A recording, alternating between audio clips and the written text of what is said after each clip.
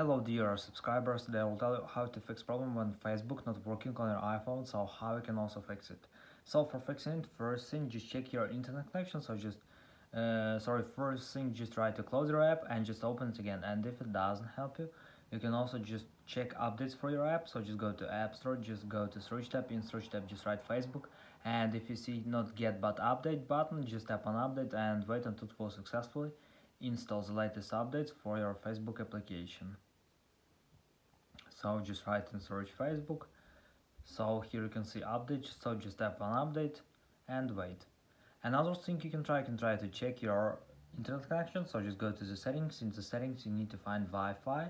If you're using Wi-Fi, just try to turn it off and turn on again, and if you use cellular data, just open cellular data, just try to turn it off and turn on again. So another thing you can try to rest your phone, so just go to the general, just scroll down, just tap on shutdown, slide to power off, wait for a second, and just power phone again, so just simply rest your phone. So thanks for watching, have a nice day, subscribe to my channel if you like, and bye.